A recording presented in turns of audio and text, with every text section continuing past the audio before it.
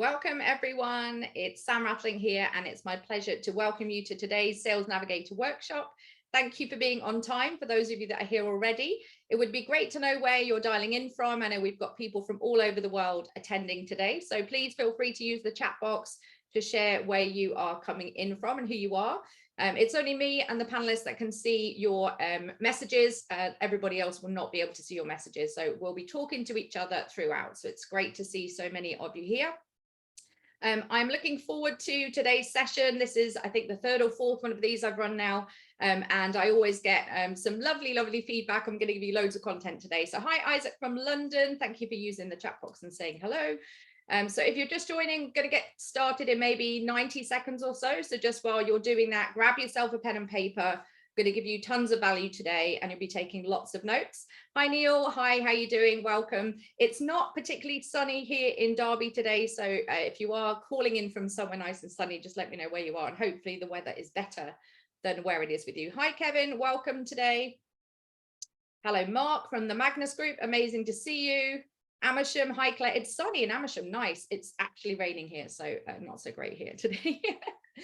So as I say, I'm going to get started in just a second. Hi Scott from Belfast, welcome from Northern Ireland. As I say, we've got people from all over the world tuning in. So I'm going to kick off in about 30 seconds. So just while I'm doing that, grab yourself a pen and paper, get yourself settled in. I'm going to come at you with lots and lots of golden nuggets and advice today. So looking forward to seeing you. Welcome Nick Goodman. Hi Nick, how are you? Good to see you. So I'm just going to get my slides ready to go just while the rest of you are coming in. Amazing. Welcome, Robert. I'm looking forward to the session too. Okay, here we go. So today we're going to be talking about how to leverage LinkedIn Sales Navigator, particularly to build your sales pipeline. And what better time of year to be talking about this subject, because obviously we're going into 2023. This is more than ever the time when all of you should be focusing on your sales and marketing in terms of filling pipeline for the brand new year. So I'm looking forward to today's session. As I say, there is a couple of things just to guide you around Zoom. So there is a chat box. It's only the host and panelists that can see the chat. So you're just chatting with me and the panelists here. There is also a Q&A box at the bottom of your Zoom there. So I will be staying on at the end to do questions, but it's important that you actually put your specific questions into the Q&A rather than into the chat box, because I won't see the chat box as it's moving forward. I'll be presenting and there'll be lots and lots of action happening in there. So please, if you do have a specific question, pop it in the specific Q&A area and I'll be staying on the end for about 10-15 minutes to answer any questions that you have. So you can literally ask me anything in the Q&A box and I'll be able to go through that later on. So we're going to run a presentation today. This is a specific workshop focused on Sales Navigator. So you'll get value whether you already have Sales Navigator or whether you're considering it or whether you're brand new to it. So we have lots of different types of people on the call. So let's get started. Okay, so I've got 3 aims for this workshop. The first of those is to give you as much advice, guidance and information as I can when it comes to social selling and Sales Navigator in terms of building pipeline. The second thing is at the end, very end, right before Q&A, I'll just introduce you to our Sales Navigator training offerings. And third, I've already said this, but no questions are off limits. There'll be a live Q&A at the end for me to help you with anything you need help with. So what were you going to need today? So you're going to need 3 things. You're going to need your smartphone close by. I'm sure that's within about 2 meters of most of you.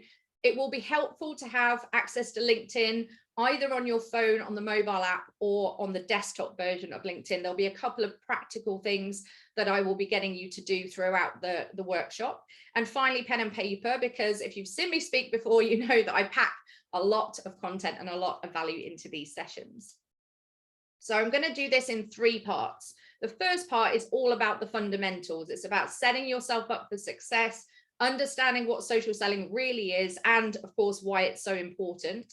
The second part will be going kind of a deep dive into the different features of Sales Navigator to kind of showcase what it does.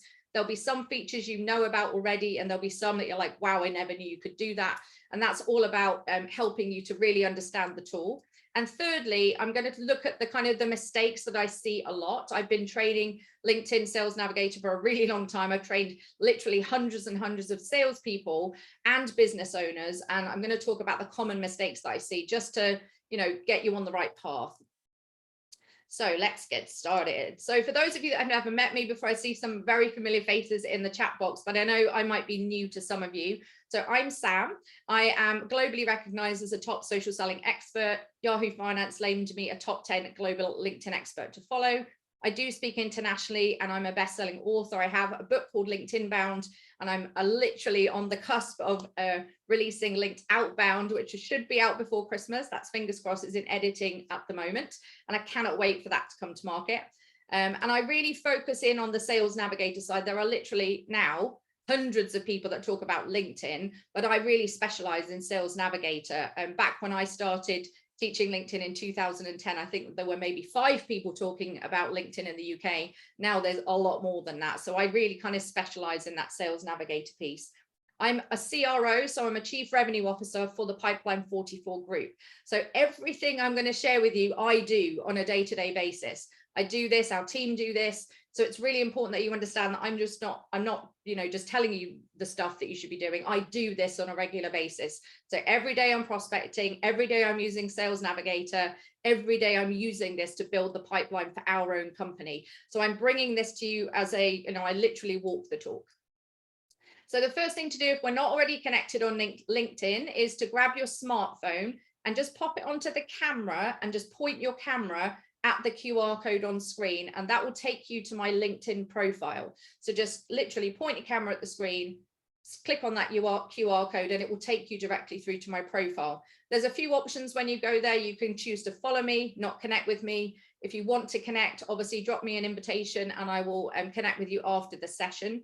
That's important because you might have some specific questions that you maybe don't want to put into the Q&A, or you might want to chat with me afterwards. So just connect with me and then we can message. There is also a little bell on the top of my LinkedIn profile, just underneath the header image. If you click on that bell, every time I post useful content about Sales Nav and LinkedIn, you'll be notified about that. That's quite a brand new feature of LinkedIn. You all have one. So a little tip for you, when you're posting content, encourage people to ring the bell on your profile, and they will be guaranteed to get notified about every post that you put out there. So that's a little tip from me. But if you do want to see my content going forwards, you can click on the bell. You do need to be following me in order to do that though. So who am I? I'm Sam Rathling. I have been networking since I was 5 years old. So this is me in 2 different school uniforms, very embarrassing pictures. But I share this because when I was growing up, my dad was a bank manager, and every 12 to 18 months, something like that, we moved house. And that meant I had to, of course, turn strangers into friends. I had to make new friends every time we moved school. And I think I went to 6 different schools by the time I was 16, and then I went to another college. So I've got really good at building relationships and turning strangers into friends. And I've been mastering it since the age of 5. But really, if you think about LinkedIn and building relationships, that is essentially what you're trying to do. You're trying to turn somebody that today is behind a profile and isn't necessarily someone you know into somebody that you can build a business relationship with. And ultimately, that is about online networking. I've done it very well successfully outside of LinkedIn too, but today we're focusing on that building relationships element within LinkedIn. So yeah, embarrassing photo time for me. So how did I get into this? So 2001, I moved to the Netherlands. I moved to The Hague and I used to work in Amsterdam. When I moved to Holland, I had 0 Dutch, and one of the only jobs I could do in Holland was recruitment. So I fell into the recruitment industry.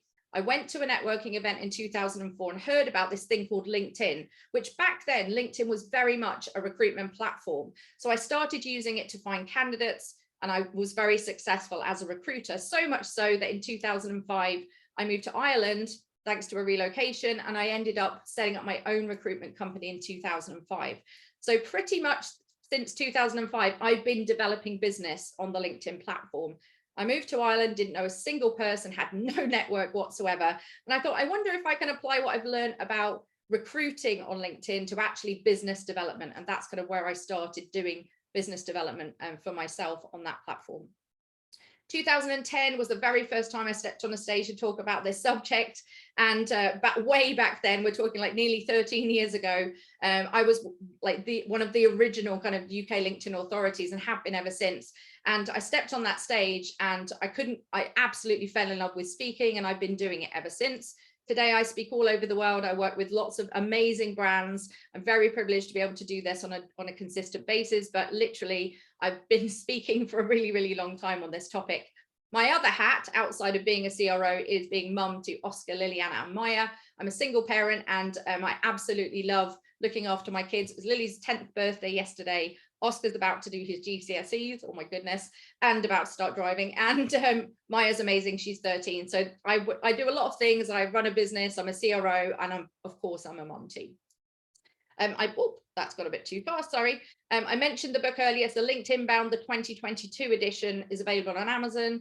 And I also have a podcast called Social Selling with Sam. There's about 20 episodes on there at the moment, but I'm about to start recording again. So that's going to be coming out every week. And I also have a YouTube channel as well. So what is Pipeline 44? How did it come about? My mouse is very sensitive today. I'm going to go with arrows. Right, here we go. So this is myself and Nicholas Jones. Nick is our CEO. Myself and Nick met 5 years ago when he was a complete social media dinosaur. He didn't know what LinkedIn was, although he'd been in sales for 16 years. He was like, what's this LinkedIn thing? He came on one of my courses and absolutely smashed his results. I think in the first 90 days of applying the habits that I teach, he said, I'm just going to do it for 90 days and see what happens. He landed himself 11 new consulting clients, which contributed a significant amount to his pipeline that year and continues to this day to feed his business with opportunities. We then met Chris Taylor. Chris and I met on a mastermind. Chris is our CMO. So myself, Chris and Nick are the leaders of Pipeline 44. And essentially we're all about building sales pipeline. We help small businesses, we help scale up businesses, and we help enterprise clients too. We have an amazing team. There's our team there on screen. Hi team.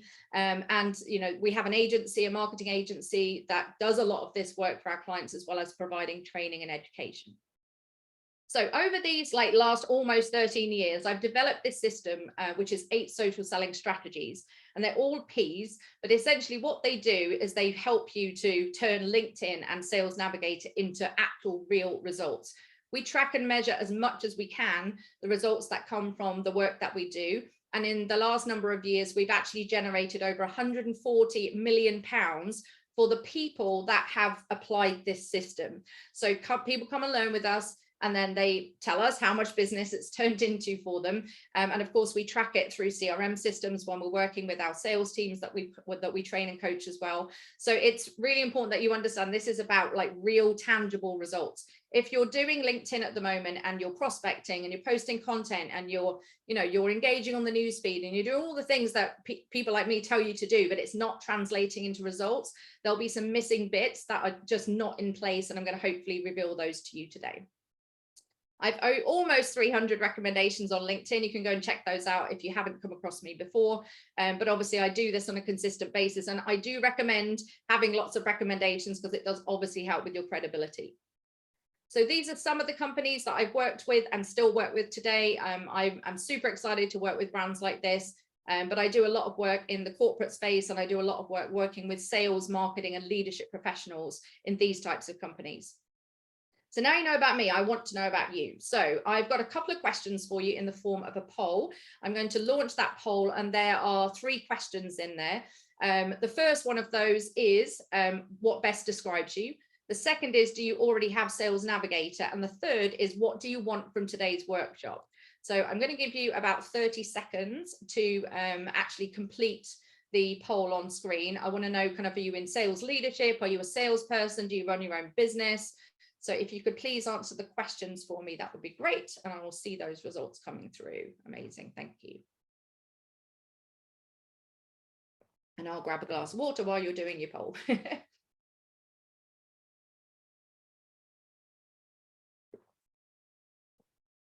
Fabulous. Thank you, everybody. I can see we've got about 35% of you have done it so far, 50%, or we're nearly there. I'll get it up to about 80% of you, and then I'll stop the poll.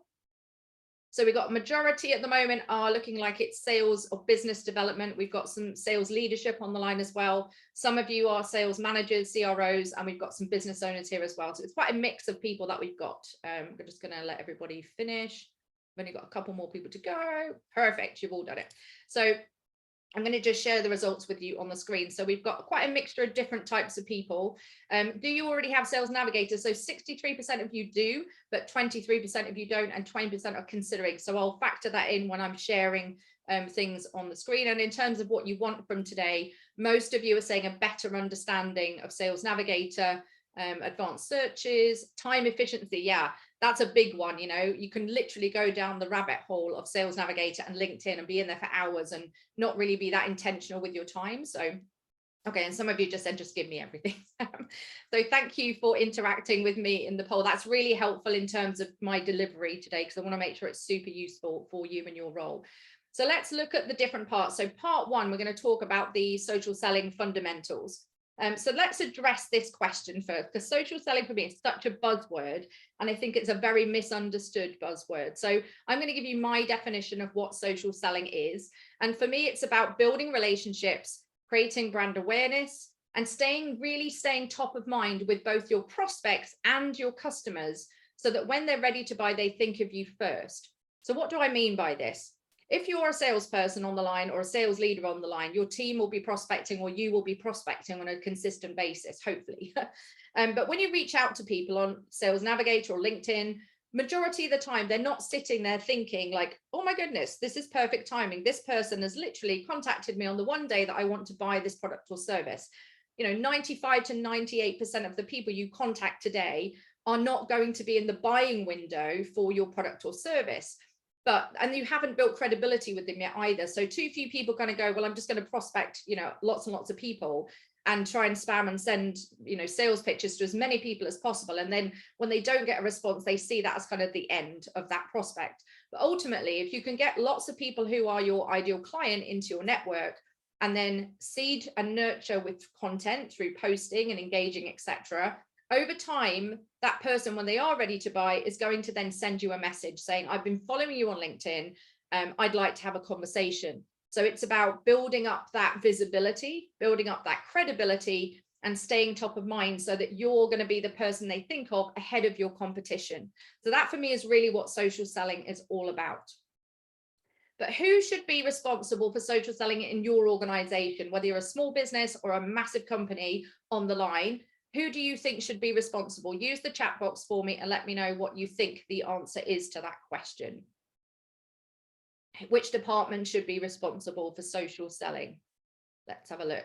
Yes, Claire, you got it first. Absolutely. Simon, you got it right too. Joanne, you got it right too. Hopefully everybody's getting the message here. Yeah, you've all got it right. So we've got like, I don't know, 10 people that have just jumped in and said, look, everyone in the organization is responsible to a degree. Mark, yeah, you're right. So obviously there are different levels of who should be responsible, but ultimately, if you are an employee of an organization or you run your own business and you have a team, everybody in the company should be responsible for social selling. Everybody has a LinkedIn profile. Everybody in the organization can play their part, although it might be different parts in how the business goes about putting themselves out there onto the LinkedIn, Sales Navigator, etc., feed, etc. Now, what I find staggering, and this is a thing that a lot of marketing people don't understand, a lot of companies don't understand, is they focus on building their brand on their company page, but the personal posts of your employees, of your sales team, of your customer service team, of your engineers, you know, all of those people will get 10 times the reach on the platform than the company page post will ever achieve.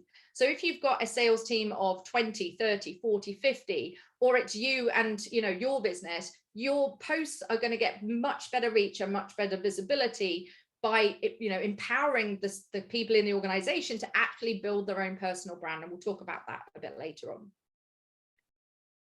So one of the fundamental kind of equations to understand here is this, and I'm going to share with you what this means. So you're never going to get business on LinkedIn if you're not first visible. That's what the V stands for here. So visibility is really important. And that comes down to things like keywords on your profile that get you found, you appearing in search appearances, your profile doing its job, you showing up on the newsfeed consistently, you engaging with the newsfeed consistently. So if you're not visible, you're not going to get business from LinkedIn. And about 95% of people don't even post on LinkedIn. We're talking about 850 million members now, and only 5% of them actually post original content.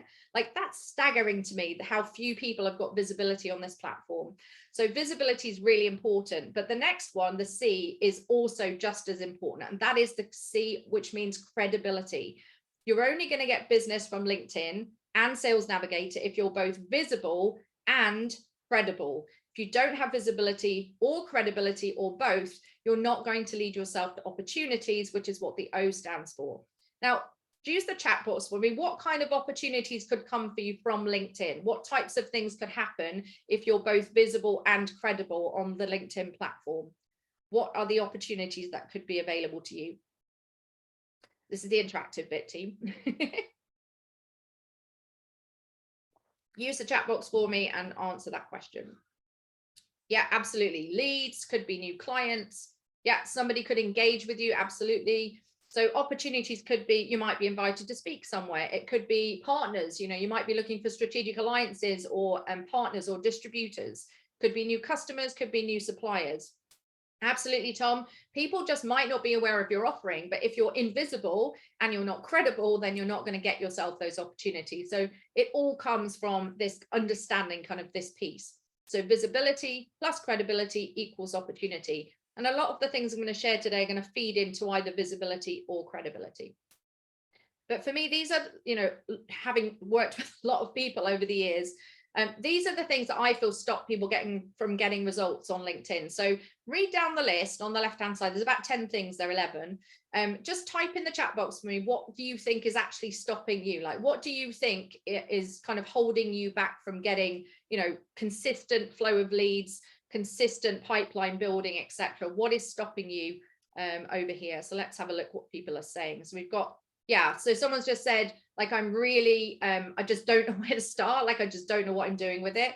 Some of you are saying I'm not getting response from prospects. Some of you are saying, like, I've just got this fear around like coming across as too salesy and, you know, etc. Some of you are saying like inconsistency. So these are totally, absolutely. And Claire, you're saying like the right content, not sure what to post. I don't really know what my strategy is. So there's lots of things that kind of hold people back. And I want to kind of help you with those today. Now, the good news is that there is a measuring stick for LinkedIn in terms of how good you are at this thing called social selling. Some of you will be familiar with this, especially those with Sales Navigator already. And that is something called the Social Selling Index. Now, I'm going to give you a link in the chat box for you to go and check out what your LinkedIn score is. Just give me a second to type that in. I'm not very good. I've got very long nails on today, so so if you have Sales Navigator, you'll find it in the top right-hand corner. If you don't, you can go to the link I've just posted in the chat there, and that will go to show you what your actual SSI score is. It will look something like this. So you'll have this big score in the middle here, and that will give you an overall score out of 100 points. And I'd like you to share it with me. No one else is going to see it, so it doesn't matter what your score is. I'd like you to go and check yours out and actually post it into the chat box for me to let me know where you're sitting. And then we'll go through in just a second what it is and how it works and why it's important. Okay, perfect. Good. Great, thanks everyone. Oh, we've got some good scores. Don't worry if your score is low. I've seen a couple of lower ones coming in. It's actually really easy to move the needle on your score the lower your score is. So if you're starting from the 20s, 30s, you know, there's some work to do, but it's not impossible. You can get yourself into the 70s within about 90 days. So great, thanks Neil, thanks Clark, amazing, great. So this is what the social selling score is. It's made up of a few different things. You'll see in the top there, you've got the industry ranking. That's where you want to be in the top 1% of your industry. That's you versus your kind of competition or the industry that you're in. The network ranking is you versus the people in your network. So if you've got 500 first degree connections, that's where you sit against the other 500 first degree connections that you have. Don't worry too much about that one. Focus in on like the big number being the kind of the main focus. So we've done that bit. So let's look at the 4 components of your score. So the orange part is made up of 2 things primarily. First is your LinkedIn profile and how effective it is. And secondly is your content. So the frequency of your content, the quality of your content, engagement on your content, things like that. So your content and your profile make up the first one, which is called establish your professional brand. So if you run your own business, or you are a thought leader, or you're a sales leader, or if you're a salesperson, you are a brand, a personal brand within your corporate brand. So it's important that you focus in on this. You don't have this score on a company page, only on your personal profile. So content and profile. The purple one is all about finding the right people. So that's really to do with prospecting. It's to do with how you're building your network. The green one is to do with engagement and also insights and research. So some of these are impacted by Sales Navigator. It's pretty tricky to get above 80 if you don't have Sales Navigator. But if you do have Sales Navigator, there's certain things, particularly within the purple and the green score, that help you to raise your SSI score. And the final one is all about building trust. That's looking at how you build relationships on the platform. Now, 75 plus is where the magic happens, right? So you want to be aiming for 75 plus. If you're here as a sales leader, you want to be finding out what your sales team's scores are. And if they're not in the mid 70s or higher, you're leaving money on the table massively. If you're here and you're an individual, then you want to be aiming for 75 plus. Why? Because instantly you're going to get at least a 25% increase in the visibility on the platform. Anyone with a score over 70, so I say 75 plus just to push you a little bit further, but over 70, your content will immediately get 25% more visibility. So imagine you uplift the SSI score, an entire organization, an entire team of people, your brand is suddenly much more visible in the newsfeed. You're more likely to get leads there, you're more likely to get business there. I don't know a single salesperson with an SSI score in the 80s that is not getting business from LinkedIn. Like, this is a really, really nice, Joanne. Joanne's been working, like, you've been following me for a while though, right? So great job, Joanne, 81, amazing. So it's important that you've got a strong SSI score and that your sales team has got a strong SSI score for all sorts of reasons, but it means you're doing the habits, the social selling habits that LinkedIn looks to for you to actually, maximize this platform. Now, another part of fundamentals, like before you even go into prospecting and thinking about Sales Nav, is really thinking about who is it I'm on this platform to talk to? Who am I targeting? Like, who is my ideal client? And I have a couple of ways to break this down, but I do love a bit of an acronym. So the ideal client, if you write down on a piece of paper, IDEAL, and then I'm going to talk to you about what your ideal client kind of looks for. So when you're going into Sales Navigator, there are lots and lots of filters that will help you to find your ideal client. But if you don't stop to really kind of step back and think, like, really, who do I want from this platform, then it's an important step.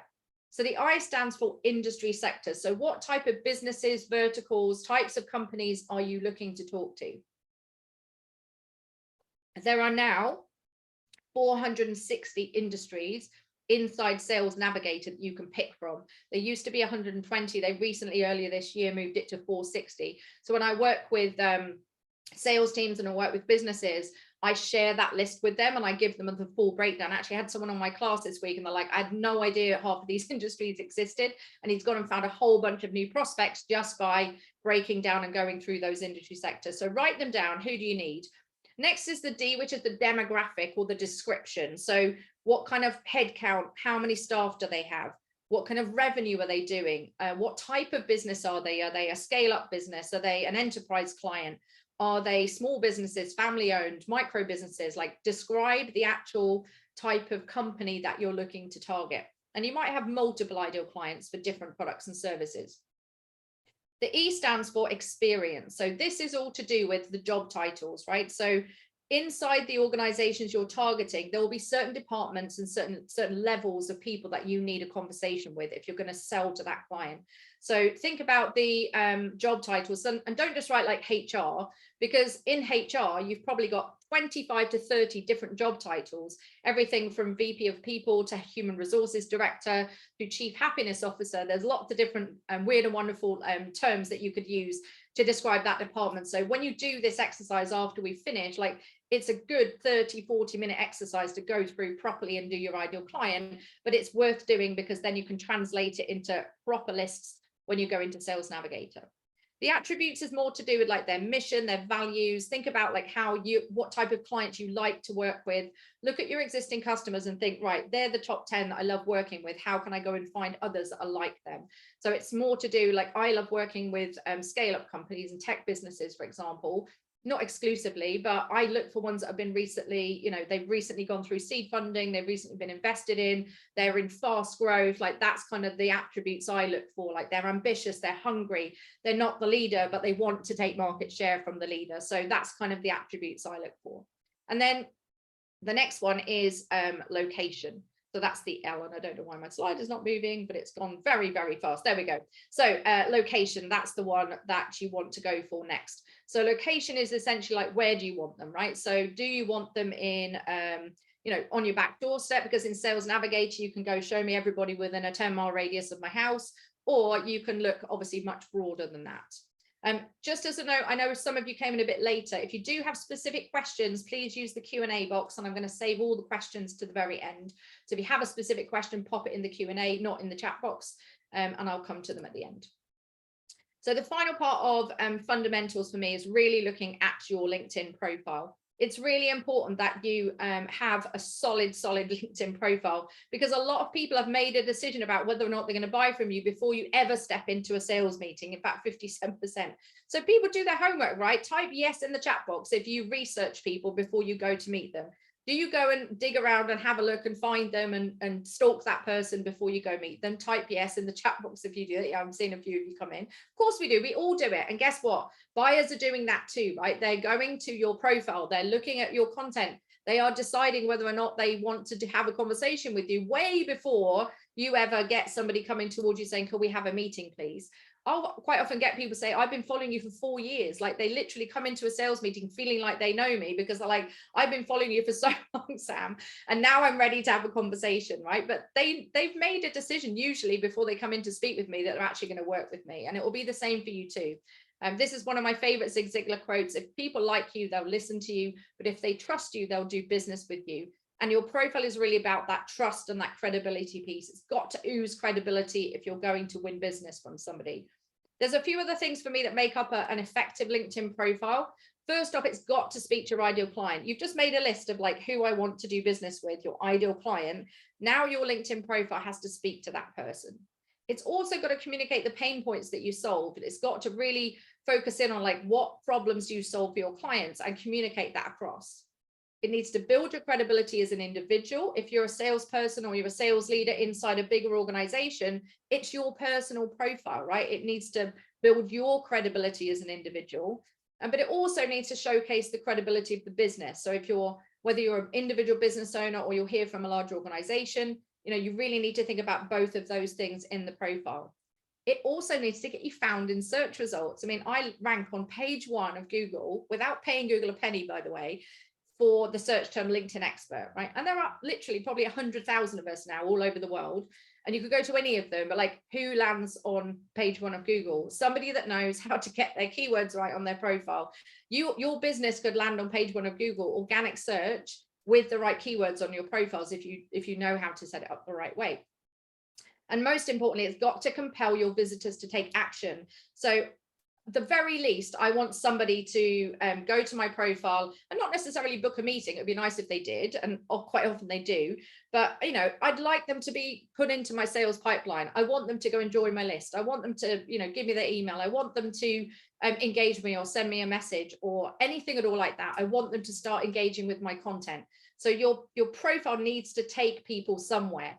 And if it's not taking people somewhere, you're missing a big trick. It's all about credibility. My dog is snoring in the background. I apologize if you can hear her.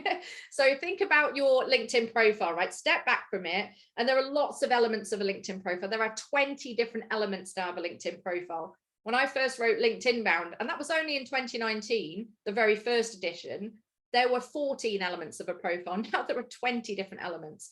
So a few things to think about, especially if you're in sales. And I know there's a lot of you on the line in sales.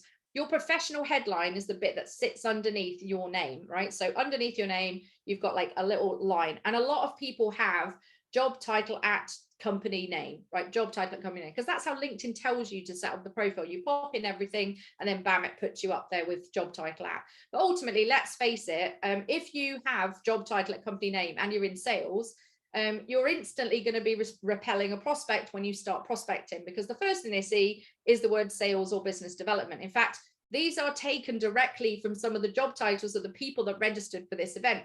So I've got account managers and business development, sales, enterprise account director, director of business development, VP of sales. So if you have a professional headline that screams, I'm trying to sell you something, you've immediately potentially lost an opportunity, because somebody will just delete the message or think, oh, they're just trying to sell me something. So instead, your LinkedIn professional headline should communicate the pain points that you solve. I do have my job title, by the way, in my headline for a reason, because I prospect CROs and I wanted to go, oh, she's a CRO as well. It's a build rapport thing for me, but it's not the first thing that they read. And it's certainly not the first thing that I want them to read either.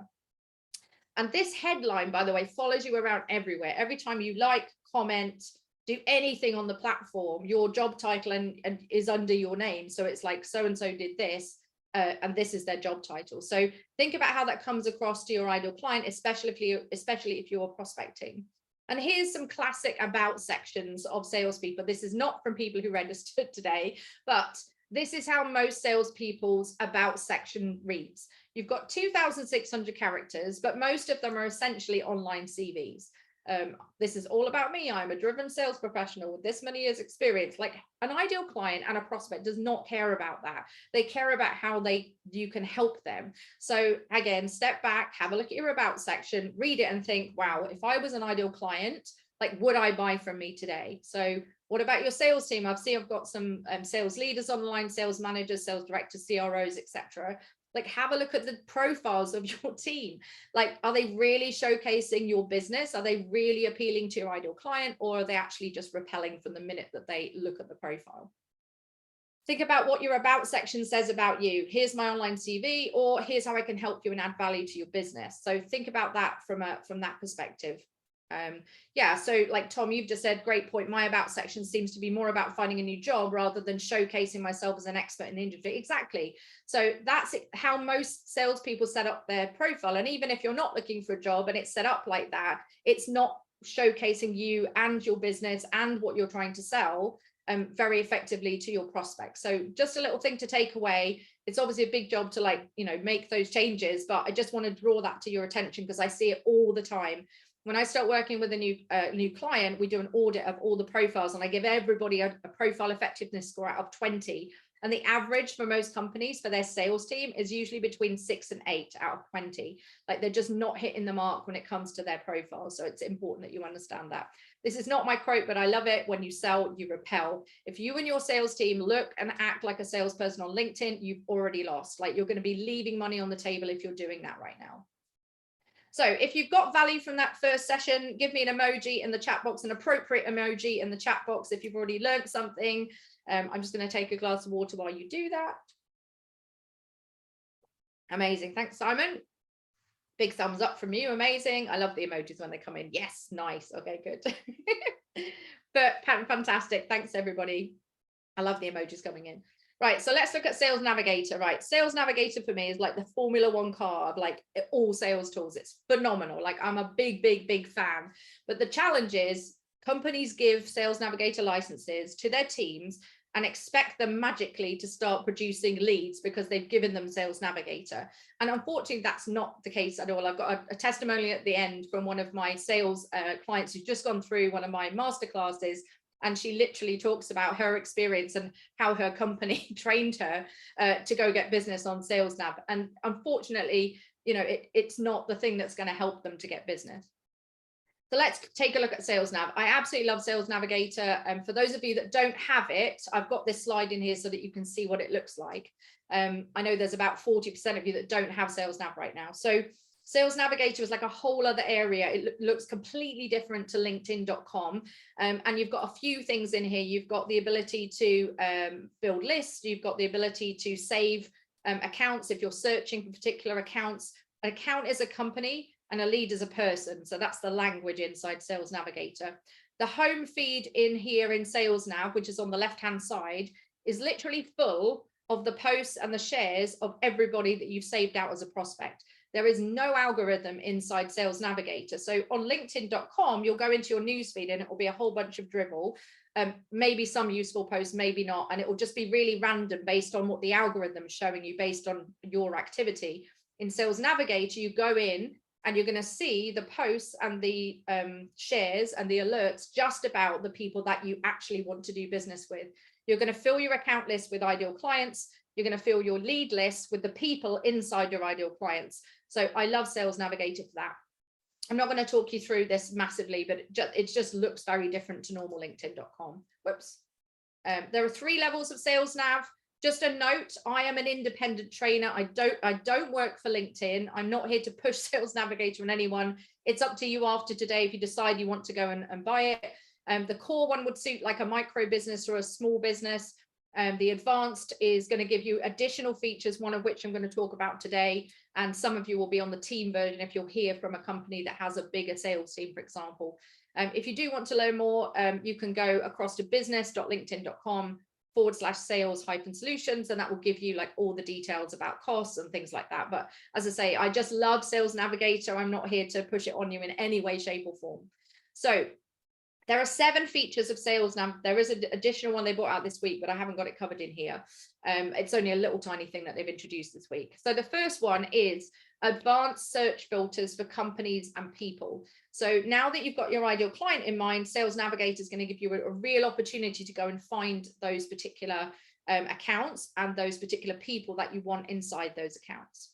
The next thing, which is I love, because you can't do this on the free version, is you can then save the leads and save the accounts and come back to them. So from a time efficiency perspective, which is what some of you wanted from today, the list building capability is huge inside Sales Navigator, and that's a really time efficient thing, especially if you're prospecting every single day. We'll talk about these in detail in each one. The third feature of Sales Nav is InMails. I'm not a big fan, to be honest. We'll talk about InMails versus connecting shortly, but it is a feature of Sales Navigator, which is where you can reach out to a prospect that you're not connected with, etc., and use more than the 300 characters that you get if you're just connected. Then you've got the Sales Navigator newsfeed with all the alerts and tracking, which you just saw. We'll talk about that in a bit more detail. And then account mapping, quite a new feature of Sales Nav, but it gives you like this helicopter view of accounts. And it does allow you to really kind of, if you're targeting enterprise or bigger organizations, it helps you to really see all the key players inside that company. The next one is my favorite by far, and for me is the hidden gold in Sales Navigator. It's called Smart Links. You'll have those on the team edition or like the advanced edition and the advanced plus, which basically means if you'll hear from a company that pays for lots of licenses, you'll have it automatically. You may not have it if you're just paying for the core license and you're a smaller business. And finally, insights, which I highly recommend using for prepping for sales meetings. So they're the 7 features of Sales Nav, and now we're going to look at each one. So let's look at advanced search. So you've got, when you do a people search or a lead search, I should say, in LinkedIn, which is when you're looking for specific individuals, you've got 29 different search fields, and they're all there on the right hand side. And each one of those will actually expand. So you could go in there and say, well, let's show me all the industry, show me the etc., current job title, etc. It's a very, very detailed way of looking for this. And if you do have Sales Nav and you haven't ever gone through and just like clicked all of those open, like it might open up a whole new world for you. So it's really important that you understand you've got so much more filters. When you do a search in the free version of LinkedIn, if you're on the free version, you only get like 6, 7 kind of fields to filter with. And then you can't save the people out either. So this is what the search looks like.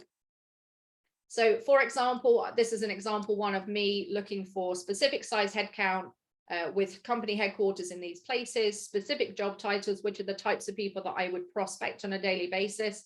And then I look for people that have been at the company for longer than a year, and specific industries. As I say, there's 460 industries. So that's an example. But I've also then at the top there, I've added in some Boolean search, which I'm not teaching today, but is something I highly recommend teaching or learning, and sales enablement and revenue. So that basically means I want profiles that fit all of the search criteria on the left, but I also want their profiles to have either sales or sales enablement and revenue on their profiles. So it's a combination of searches, filters, and keywords as well. Then if you think about the account search, which is the company searches, there are a whole bunch of different filters for that too. So you can search specifically for companies using these 15 different search fields. So you can look at things like, have they recently been funded, the types of technologies they're using. We have a client who does a lot in e-commerce. So he uses the technologies used field and looks for companies that have Shopify, for example, and he uses that as part of his targeting. Another one that you may be interested in, if you hear from a larger company, you can also see something called buyer intent, which means if they've gone to your website or they've interacted with your company on LinkedIn, you're going to be told about that as well. So there's a few different things there. Again, you can link it all to your CRM if you're here from a bigger sales team. So if you have like Salesforce or Dynamics or things like that, there's an integration factor. So you can make sure that you can see what's in your CRM versus what's in Sales Navigator and vice versa, and they all hook up together. So account searches are useful, very useful, obviously, if you're looking for a specific type of company. So here's a search, an account search I ran for the types of companies that I look for. So as I said, one of my targets is scale up tech businesses that have recently been funded. So I also look for the fact that they've had growth in their sales team, right? Because obviously I work with salespeople, so I want to work with a company that's not just, you know, fits the bill, but I also can see like the headcount growth of a sales department.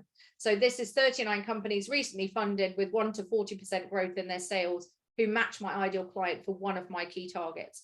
So this is the kind of detail you can go into, and then I can literally go through, I can save them out, I can put them in a list, and I can start using that to find those people. So when it comes to Sales Navigator, you can then save all of those accounts, lists, and leads. You can save the companies and you can save the accounts. So you end up with lead lists and account lists. So at the top there, you can literally tick, tick, tick, tick, tick, and I would like to save this person to a list.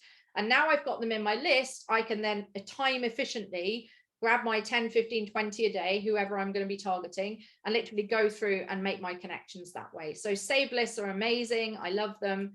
And this is what it then ends up looking like. So I can say, look, I can create, you know, multiple lists in there, senior sales to prospect, chief sales officers, chief commercial officers in the UK at second degree connections. So this is an example list I've built here. You can add notes, you can see all the outreach activity. There's lots of things you can do with it.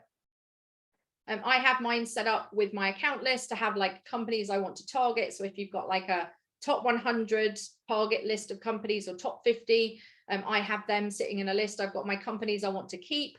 So I can still see what's happening on the companies that I'm working with. I've got companies in there that I want to expand. They're massive companies I work with and I want to expand them geographically, or want to work with other departments.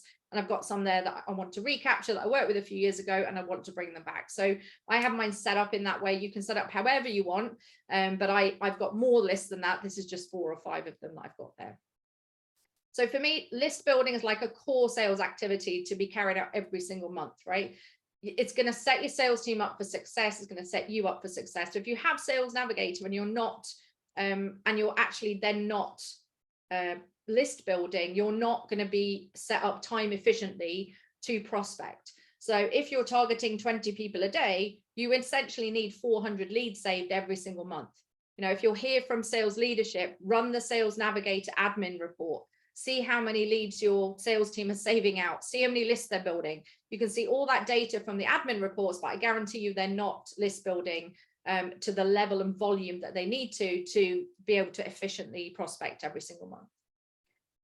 Number 3, Sales Nav, connections and InMails. So I already said I'm not a big fan of InMails, and I'm also not a big fan of bad sales pitches. Like, type yes in the chat box for me if in the last 7 days you've had some horrible pitches land in your inbox on LinkedIn.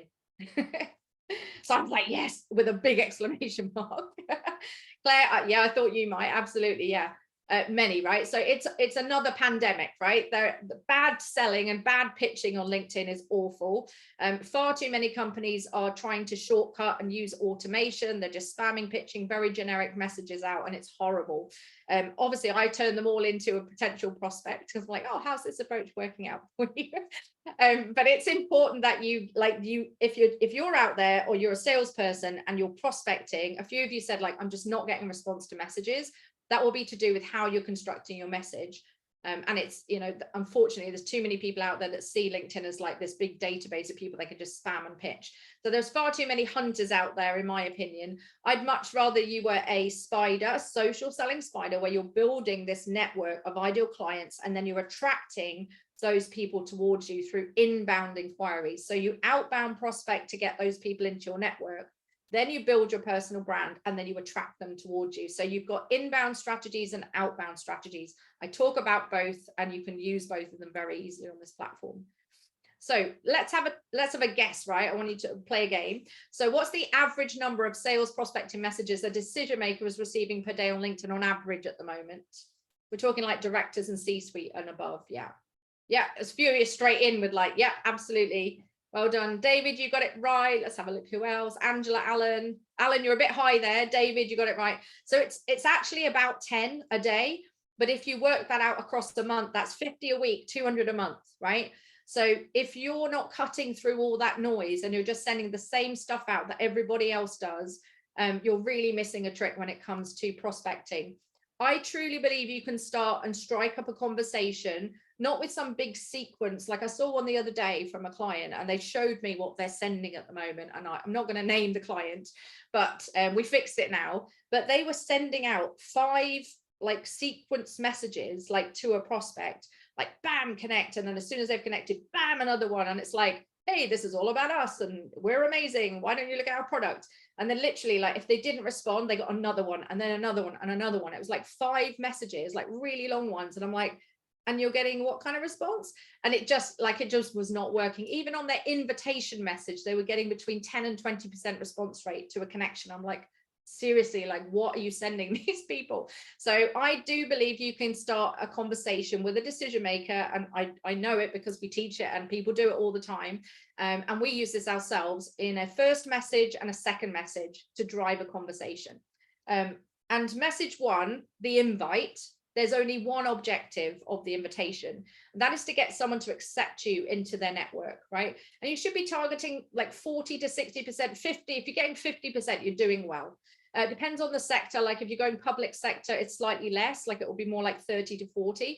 But if you're in private sector and you're targeting B2B, then you should be getting around a 50% acceptance rate. So this is the invite from you don't know me to get them to connect, right? That's the acceptance rate, which you can get to. So again, have a look at your own stats, like look at what your sales team are doing, look at what you're doing, track it and see like, am I getting a good enough response rate? LinkedIn recently reduced how many invitations you can send in a week. So it's capped at 100 invites over a 7-day rolling period.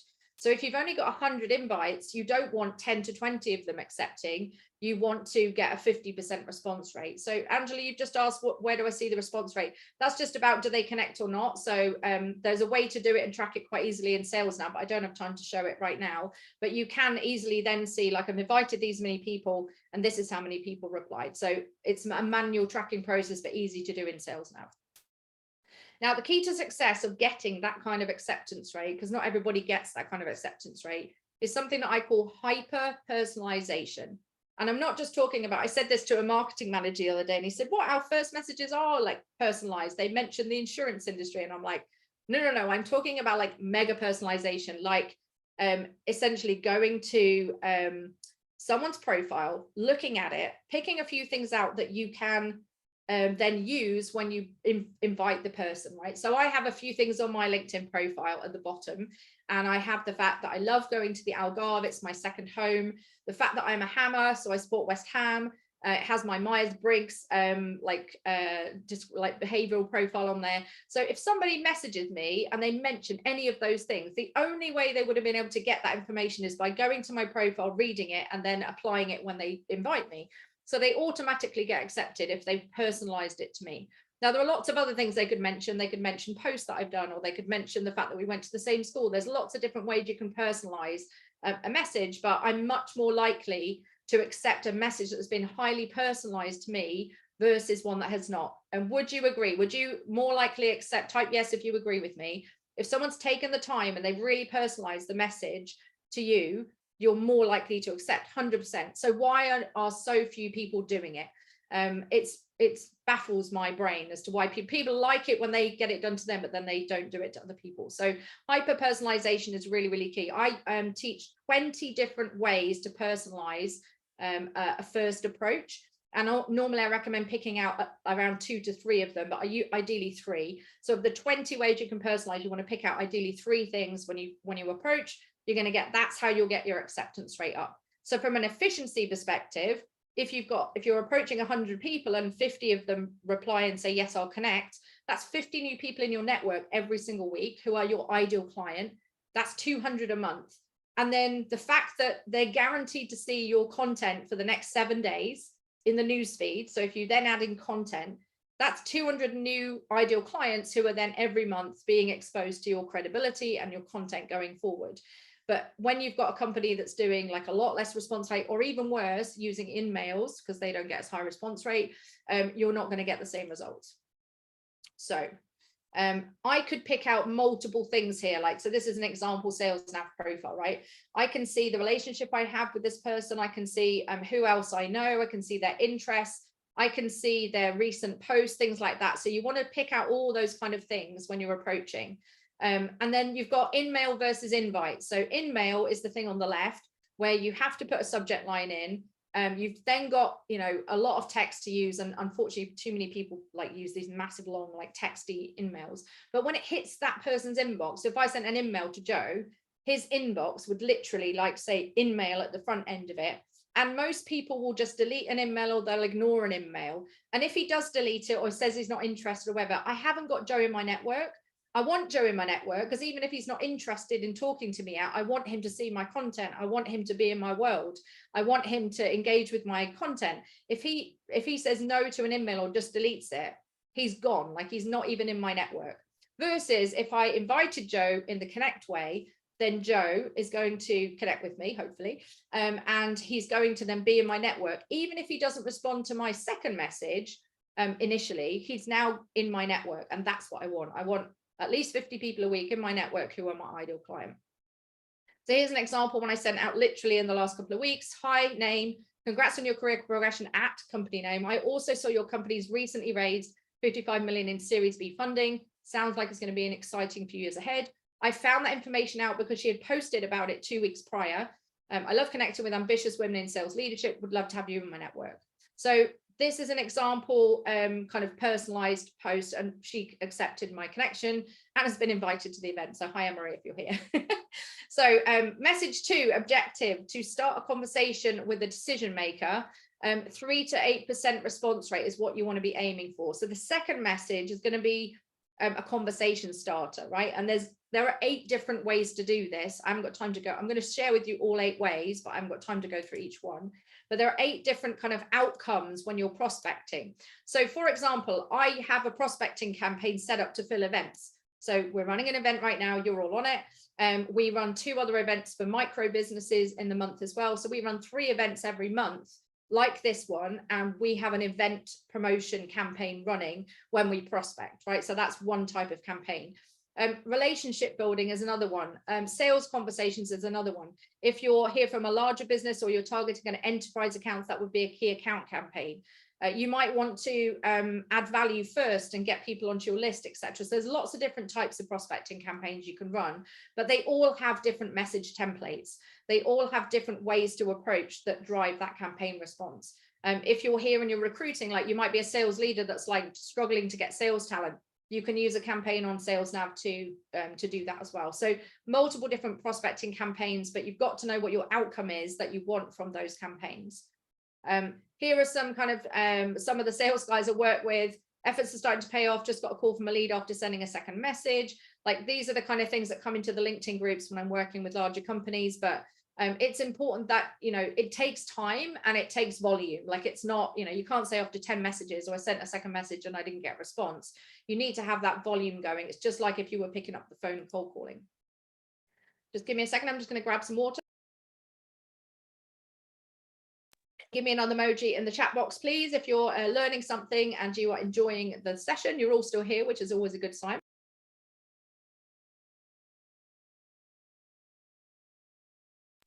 Thank you, Isaac, David, Angela, amazing, super awesome. Now, I love quotes, but this is my favorite Walt Disney one. Observe the masses and do the opposite. We already talked about the fact that there are like 10 messages a day going into prospects' inboxes. So you've got to do things differently. And one of the things that I share with salespeople is you've got to do things differently. And you can use things like voice notes and audio messages when you're prospecting to cut through that noise. So yes, you could send out text messages. I had a sales guy this week, it was actually last week. He's on a course that I'm running for a company that have got 18 salespeople with me. And I taught them how to do voice notes, not how to do it like press the button, but like what to say in those voice notes. And he's been targeting really large banks, and one of the biggest banks in the UK targeted, in his words, a bigwig in one of the banks. And he did it through a voice note, and he's landed a meeting with them, and they've got a meeting set up for next week. So this is about doing it differently, right? How many people send voice and video notes? Hardly anybody does, but it's not just what you send, it's how you send it. So again, it's about structuring those second messages, whether it's a text, an audio, or a video, in the right way that actually drives a response from a prospect. And that's one of the key kind of secret sauce elements. Like you could prospect all day long and like push out messages, but if you're sending the wrong thing and it's not hitting the mark with your ideal client, then you're missing a trick for sure. So if you and your sales team are not adding at least 10 to 20 ideal clients a day into your network, you're not filling pipeline and are leaving money on the table ultimately. Prospecting, whether you run a small business, a micro business, a tech company, whatever it is, a scale up business, or your big global giant, we've got everything on the line here. If your sales team are not prospecting consistently, you're not going to be filling pipeline for the long term. So regardless of whether you don't need clients right now, you will need them in 6-12 months from now. So this is about sustainable pipeline building, and daily prospecting is super, super important.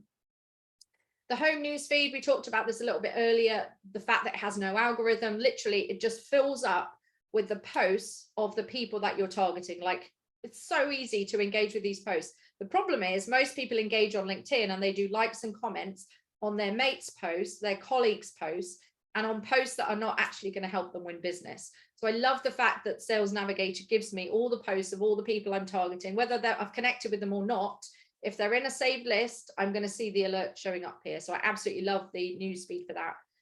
Imagine if your newsfeed was literally full of posts from your target market, and then you knew how to gain visibility with them in terms of actually, engaging with them in the right way so that it drives conversations into your inbox. I call this intentional engagement. So again, if your sales team are not, you or your sales team are not engaging with ideal clients, you're missing out. Like engaging with them gets you visible, not just with that prospect, but with everybody else that's also liked and commented on a post. And it really helps to build deeper relationships. If you engage and, like and comment and do that on a consistent basis before you connect, you're massively increasing the chance of that person connecting with you when you actually go to approach them. Account mapping is quite a new tool in Sales Navigator. It's something that was introduced earlier this year. And I always, when I'm talking to organizations, whether it doesn't matter what size business you are, if you're going after a larger organization, you've got to network in a few different ways. First, you've got to network wide. So you need to network all the way across the different departments in the organization. There are somewhere between 7 and 12 decision makers now in a budget decision in companies, and even more so now with everything that's happening in the world. So you've got to network wide. You're also going to network deep. So that means going to different levels of people in the organization. And of course, network up. And I always find that salespeople, sorry, sales team, if you're here, I'm sure you're not like this. Salespeople typically will prospect at the level of their comfort. So they will generally go after like people that they think they can have a conversation with, but they kind of are a bit more scared and fearful to go into the boardroom and prospect the CEO, the CTO, etc. So networking up, networking wide, and networking deep. And an account map can really help you to see like the whole organization. This is a company that I'm now working with, but this is the account map I ran of them before I won the business because I wanted to see who was involved.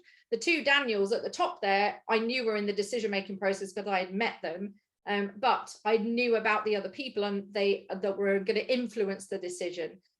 Because I was account mapping. So the bottom layer there is the people, the technical users. So they're the people I was going to train. The middle layer there were the influencers, and the tier 1 there are the decision makers, the budget holders.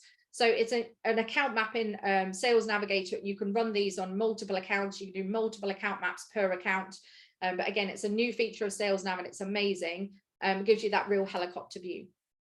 Again, if your sales team are not building a picture of your key target accounts, at the kind of economic buyer, the technical buyer, user buyer, you're going to close less deals.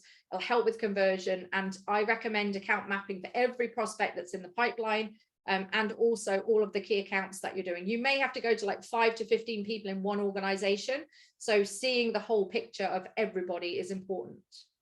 Now, Sales Navigator Smart Links, my favorite. This is my one that you'd be like, what? I did not know you could do that. So Smart Links is amazing. For me, they're the perfect way to know who's viewing your content. Like, you can put a smart link into a post and actually know exactly who is in that post and how long they've spent on the information you shared. It's the hottest list of leads you can generate, 100%. Like, I close more business from my smart links than anything else. An opportunity to know if your sales proposals have been read. So I send my proposal / quotes, like when I've had a sales meeting and then I'm sending like, this is what we're going to do together. I send it in a smart link with a personalized video, and I then know when they opened it, how many times they opened it. I can also see if they forwarded it up the food chain, things like that, and other people have looked at it. So I can always tell how hot, how likely a deal is to close by the volume of visits to that smart link. It's hidden gold, honestly, it's amazing. You can also use them on your profile, so you can move people into your sales funnel that way, but it is only available with the advanced team and enterprise versions of Sales Navigator. So what are they? I've got them set up for my masterclasses for Sales Navigator. I have them for proposals. I've got one for like my free resources and things like that. So it's important that you understand like what they are. And then inside a smart link, you can have multiple links, right? So you can have web links, you can have PDFs, you can have PowerPoint documents, you can have videos, like all sorts of different files and links can go in there. So that's what it looks like when you go in. But when someone sends you, when you send it, they have to agree before they can view it that you're going to get told that you're going to know about it. So this is what happens in a smart link. I can literally see how long somebody visited the smart link for, what parts of the smart link they went onto, and I can literally see all of their activity inside a smart link. So I absolutely love them. Here's another example for the Sales Navigator Masterclasses. I can see this person accessed it for 10 minutes. They went to the workshop replay. They went to my PDF. They stayed on that for 10 minutes. And actually that person's now on my November course that I'm running at the moment. So this is, for me, this is like hot leads, and I follow up anybody that has stayed on a smart link for longer than 30 seconds. So when the replay of this goes out, for example, on my content, is going to be behind a smart link. So I'll be able to see who's actually looked at it, etc., etc.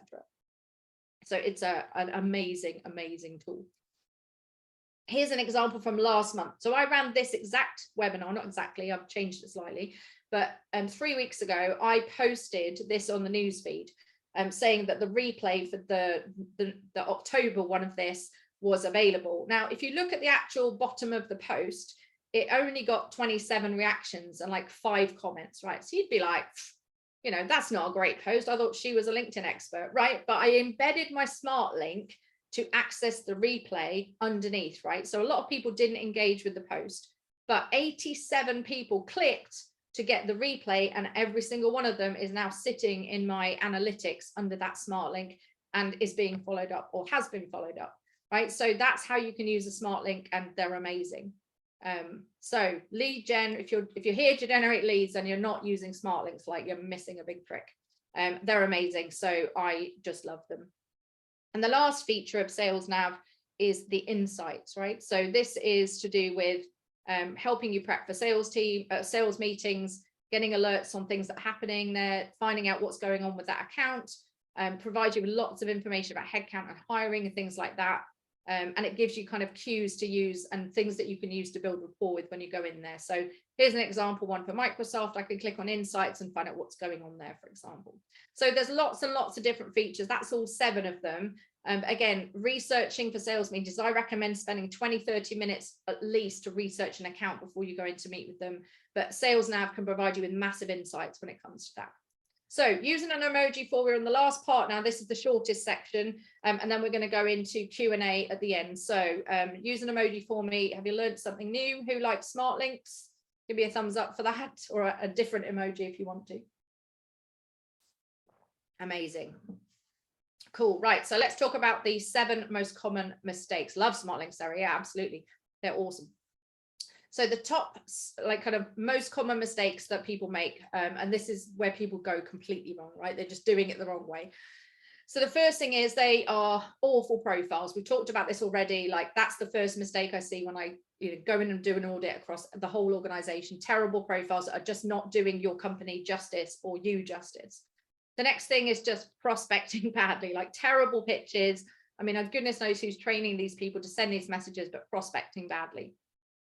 The next thing is awful content. And I don't mean terrible as in like, I do mean terrible, but if all they're doing is just regurgitating what the company page is putting out, that's not going to be helping them build their personal brand. So the content side of things is about them owning and knowing exactly what to post, how to post it, so that they're owning and empowered to build their own personal brand within the larger organization. The next thing is then like poor or little engagement. So they're engaging, but they're not engaging on the posts of ideal clients. Like that's another common mistake I see. But generally though, they just don't understand Sales Nav. Like they have no idea what to do with it. The company's just like, here's the license, now go get me business. And it's just not happening for them. One thing we haven't talked about yet, but is important, and it is a mistake I see, like a company goes like, we're going to prospect on LinkedIn, and they forget the traditional methods of like selling, right? So they're just not picking up the phone. But if you pick up the phone to the people that you've recently connected with, it becomes a warm call instead of a cold call. Because if they've connected with you, they've seen the brand, they've seen your name, they've also then seen content in the newsfeed, and then you pick up the phone, completely different conversation. It's slightly more warmed up than just a complete cold call. And the final thing is low SSI scores. This is very common, and people don't realize the power of this and the importance of this from a visibility perspective. So those for me are like the biggest mistakes that I see out there in terms of sales teams, business owners, sales leaders. It's just, these are the most common things.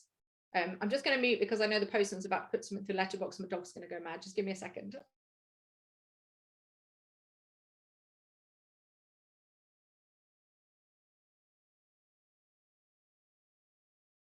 Hopefully she'll calm down a little bit now. She's also very excited. So the next final slide then is just to say, like, imagine, right, if every salesperson in your organization was doing these things. Okay, so the first thing is prospecting 10 to 20 people a day, then picking up the phone. And if they were prospecting 10 to 20 people a day in the way that I train people to do it, they'd be getting somewhere between 5 and 20 targeted leads every single month. Yes, Deja. Imagine if they've got an SSI score of 75 plus, so the visibility of your brand is huge. They're posting content at least 3 times a week on the newsfeed and really kind of owning and building their own personal brand. Like that's a big factor in a salesperson or a business owner getting like business from LinkedIn. But they're not now seen as a salesperson. They're seen as somebody helpful. They're seen as an industry expert. They're seen as somebody that's super valuable to their prospects. And that drives inbound leads. They're posting great content that actually gets people coming towards them, like that social selling spider we talked about. And then they're turning all of that attention and visibility and credibility into actual meetings, using Sales Nav when they get the meetings to then convert more business, and then in general, just closing more from social selling. This is just all about building deeper and better relationships and prospecting in the right way, building the right relationships, putting out the right content, and engaging in the right way with the newsfeed. That's really going to be the biggest thing that makes the difference to your sales quota and your pipeline going into 2023. Quick little story for you. This is Matt Fletcher. If you're not following him on LinkedIn, he's mega. Matt has now, this picture was taken like a while ago. He's got close to 30,000 followers now on LinkedIn. Matt came to me at the very start of lockdown, and he was like, he had an SSI score of like 81. He was doing really well from an SSI perspective, but it wasn't translating into business. He wasn't getting consistent leads. And since May 2020, Matt has put 2.6 million pounds into the business off the back of doing what I teach, essentially. He said to me the other day, on average, he gets about 700K of new business per quarter as a result of building his brand on LinkedIn. And it's all from what I've taught him. In fact, Matt is on my November masterclass. He's on my Sales Navigator masterclass for November. So he's back for more. He came onto the last workshop that I did, and he shared his story, but he's not here today to share his story. But he's amazing. So if you're not following him, absolutely follow Matt Fletcher. He's built his brand amazingly. He has an engineering business, and he's phenomenal when it comes to personal brand, etc. But I just love his story because it's all coming from LinkedIn, and I absolutely love that. Now, Matt will tell you, as well as all of my other clients, social selling is a marathon, not a sprint. Like it's an endurance race. It's not a quick fix. If you're here like, I need leads tomorrow, like the stuff I'm going to share with you does not like translate straight away into business. Like you need a good solid 90-day run at consistently doing the daily, monthly and weekly habits that I share. And if you do those daily habits, that's when, with consistency, little and often over time, that's when it turns into real results. And that's why we put 140 million pounds into the bank accounts of the people that have learned this stuff, because it's about that consistent effort. Now, I said at the beginning I was going to do 3 things. One was give you as much help and advice as I could about Sales Nav, which I hope I've done. Second was to share with you a little bit more about our offerings, and the third thing was the Q&A. So the Q&A is just coming up in just a second, but I think I've earned the right to share with you a little bit about how you could work with me if you want to. Just type yes for me if you're happy for me to share that and you feel like you've got value from being here today. Let me just see the chat box. Thank you very much. Amazing. I'll literally take a couple of seconds. Thank you, thank you, thank you. You're all saying yes. Amazing. Right, so I've referenced it a couple of times, but I did I have a Sales Navigator deep dive masterclass, and there's 2 types of people on the call, right? So either you'll hear from a smaller business and you've got less than 10 people in your sales team, or you're an individual business owner. So I've got something for you. That's a Sales Navigator masterclass. It's a 6-week course. If you're here from a larger company and you've got a bigger sales team, I do bespoke versions of that, with a lot more included, for building sales pipeline. And that could be a team of 10, it could be a team of 35, it could be a team of 500, right? So if you're here from a larger organization, just hold on. And if you're here from a smaller business, or you've got a smaller sales team, this is what I do. So I have for smaller teams and individuals, I do a Sales Navigator masterclass. It's a 6-week course, and the next 2 dates, or the next 2 cohorts that start, are 12th of January in the new year and the 14th of February 2023. So one of them is on a Thursday, one of them is on a Tuesday, and they run the same day and time every single week. I run them at lunch times on UK time, 12:30 till 2. And it's a 6-week program, 90 minutes each week with homework in between. So that's what I have for the smaller teams. We do 6 sessions together. So these are the kind of things that I cover in each of the sessions. So we go through deep dive on everything to do with not just Sales Nav, but like social selling, LinkedIn, content, personal brand, etc. Lots of things. I'm just going to share a quick video. I've actually just finished my October class this week, and this is Reshma. She's attended the full 6 weeks with me. I'm just going to share her story, or she's going to share her story. She is a salesperson. She's been with her organization quite a while, but she's just moved into sales. She invested in her own personal development. So she paid herself for the masterclass. Her company didn't pay it for her. And this is what she had to say about the 6 weeks with me. Yeah, so for me, it's opened up the tool, because I've never used it before. I never knew there was so much there that could help me in my new role.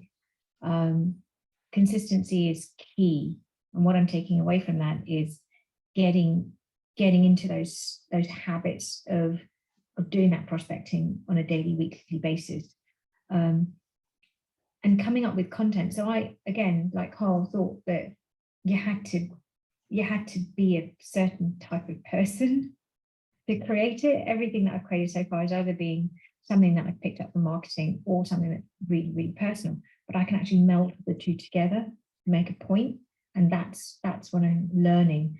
And as Daniel said, that smart links feature, I think, will be really useful for me to understand, who is interacting and how I can leverage that aspect of social selling, because I don't think as an organization that I work for use it very well. There has been 0 training on my onboarding around Sales Navigator, apart from these are accounts, these are leads, go find them. That's it. Create a list, put it into outreach, and create some sequences. And I'm still trying to figure that out. But that's why I invested in myself to come on this course, to give myself that edge, because I am brand new. I don't have that experience that other salespeople have. So this has been, for me, a masterclass in how to use it. Honestly, it's been brilliant. So when I tell you that Reshma is one of 504 salespeople, hang on one second. She's one of 504 salespeople with a Sales Navigator license, and that's what they got given in terms of their training. And that's happening all over the world. So Reshma is currently sitting at 22 on the leaderboard of 504 social sellers in her SSI score.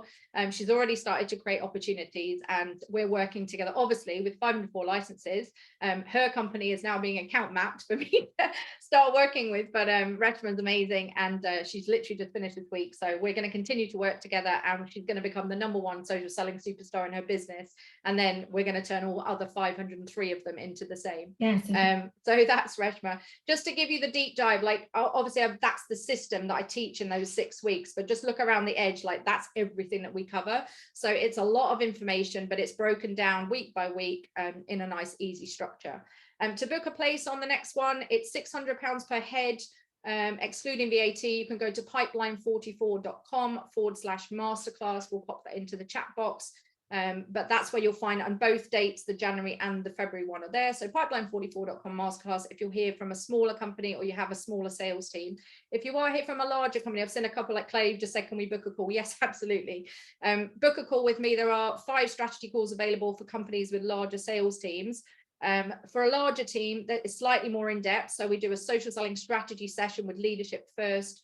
Then we do a very bespoke, tailored version of the Sales Navigator Masterclass, but just specifically for your business. Then there's 3 months of support course going forward, and then we do a full leaderboard and accountability to make sure the team actually implement what they're learning. That's price on application, obviously depending on the size of your team and things like that. So you'll have a 45-minute call with me, we get to know you, discuss a LinkedIn and social selling strategy, and then see if we're a good fit for each other. And if you do want to book a call, you can go to pipeline44.com/Sales Nav. So I'm just going to put those both into the chat box. So we've got them. Pipeline 44. Because I know a couple of you said, I want to book a call. So Sales Nav, that's if you want to book a call. And then the next one is if you want to book a place on the next call. So we're going to kick off the new year, like straight off, as soon as you're back from your Christmas and everything, we're going to go straight into building pipeline for that. So I'm just going to type that in there. They're both in there. Perfect. Okay, good. So I said we would do, and that's just a reminder on that one. I said we would do questions at the end. So I've got some questions already, and we've got 10 minutes left. So I'm just going to stop the share just now and put myself back on screen. So let me go to the Q&A. So if you do have a specific question, could be about anything to do with LinkedIn, social selling, I'm literally going to just go through the questions. So you can use the little Q&A box on your Zoom, and that is where you'll be able to ask your questions. So David, you're asking what to post and how frequent. Okay, so that is like an 1.5 of the sessions that I teach. So it's quite a big question. Frequency wise, I would recommend a minimum of 3 times a week. Okay, so I would post a minimum 3 times a week, ideally 5, but if you're not posting at all right now, it's really hard to go from nothing to like 3. So if you're doing nothing at the minute, start with 1 and then build yourself up and go up to 2. But it comes with practice, right? So but a minimum 3 times a week. I try to post like 3 to 5 times a week essentially. Knowing what to post. Now, we do have 100 content ideas. So I'm going to share a link into the chat box for you if you're a bit stuck, which is going to be pipeline44.com/content-ideas. So if you do want 100 content ideas as a starter for 10, just put that into the chat box for you, David. So you can go over there. You do need to pop your email address in, and then you get the PDF of 100 content ideas, and that's very specifically for salespeople as well. So that's where you can go and get a starter. But I literally spend almost 2 sessions just teaching like 20 different content themes, 14 content types, like all the different productivity hacks I've got for content creation. So that's that one. So that's done. So someone says, is it possible to look at SSI scores from other members, e.g. members on my team? Yes, it is. So if you are in a company that has multiple Sales Navigator licenses, the minimum is 8 to be able to see the team. If you're just paying for your own license yourself and you're not part of a team structure, then you won't.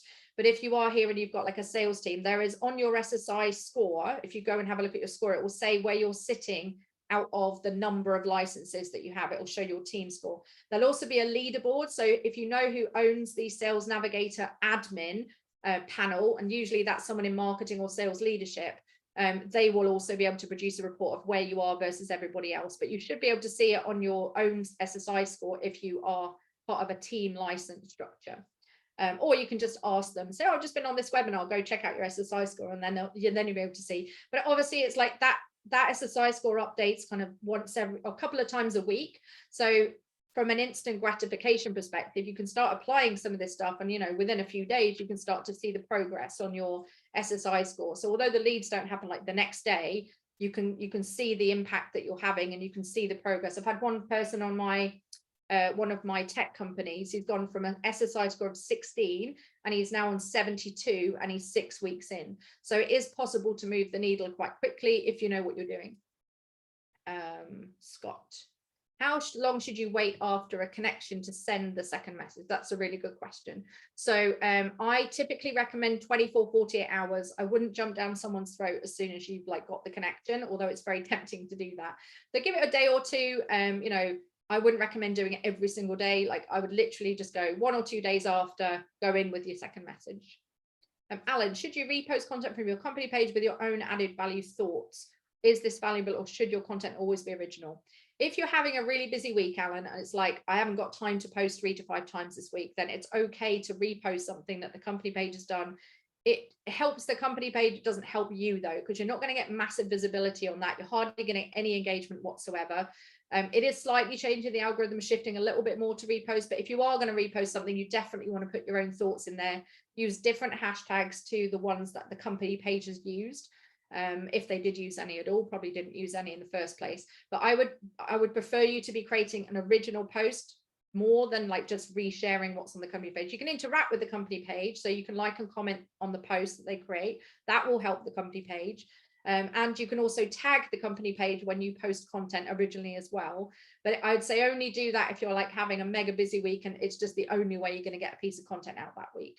But typically the company page stuff is not going to help you as an individual, right? So if you're in sales and the company page post is driving people to the website, let's say that as an example. Now, let's say the prospect sees the post that you've shared and then goes and clicks on whatever the company page has shared. They go off to the website and then they maybe fill out a contact form or download a white paper or something. And then they're into the big marketing machine that is your company's pipeline, right? Alan, salesperson Alan, is not going to see the benefit from that, right? Would you much rather, I'm sure, Alan, you'd much rather have that lead going to you, right? So let's say you create an original piece of content, put a smart link in it, and then you saw that they clicked on it. Now you've got that lead, not some other person in your sales team that's going to be handed that lead by marketing, right? Or would you rather the post, somebody inbound message you because it was you that created it, right? So there's no benefit, I don't think, to a salesperson's commission by doing that. I'd much rather you spend a little bit longer creating your own thing, and then the lead is going to come to you directly rather than just get lost in the big marketing machine that is your website. And that's if the website converts at all. You're better off doing it that way. So I know that was quite a long answer, but hopefully. Let's have a look. Do you know if there is an extension to allow Sales Nav activity? Yeah, Sales Nav will integrate with quite a few different CRMs. There's a few CRM questions being asked in there. So there are certain CRMs, again, you can go research this. So Sales Navigator does integrate with quite a few different CRM systems. So and then you've got the option to use tools like Zapier and stuff like that to kind of make things talk to each other, but that's a much bigger conversation. So depending on the system you're using, some of them do, some of them don't. And you can also, if you have got, let's say, a book of business, for example, in HubSpot, and then you want to upload it, you can upload lists and things like that into Sales Navigator. So there are ways you can do it. Angela, you've asked, are the masterclasses online or in person? They're actually online because I have people from all over the world. So they are not in person. We used to do them in person pre-COVID, but obviously as a result of COVID, we don't do them in person anymore. So it's 90 minutes on Zoom with me. We do a 5-minute break halfway through on each session. And they're online just because of the audience, and people attend from all over the world on these. So as much as I love doing in-person training, if a company wants to work with me, I will do either, right? So if a company wants to bring me in, I can come in and do a couple of days with the organization, or we can go online. So it depends. But the ones for individuals and for smaller teams are online, definitely. But a company would be either or, whatever you want to do. Great, let's have a look. I'm looking here if there's any other questions. I don't think I have any other questions. Okay, good, Angela. I'm glad you say that. Perfect. If you have any other questions, we're literally 2 minutes before the hour. I just want to say a massive thank you from me and all of the team at Pipeline 44. I know, you know, this is a big chunk of time out of your day, and I hope I've given you value. Just in the last minute or so, just use the chat box for me and just say the biggest thing you've taken away from today's session, like the number one thing or the number one action that you're going to do as a result of today. I would really, really appreciate it if you can pop that into the chat box for me. I always want to make these, you know, improved every single time I do them. So just let me know what's the better. Great, folks. Thank you. Smart links, amazing. Profile and posting development. Great, thank you. Invest in Sales Navigator. Yes. Okay. Sort out my about section, smart links, revisit my lead list. I can see them all coming in now. Thank you, everyone. You can see them all as well. Perfect. So you know that you're not the only person on, there are actually other people here as well.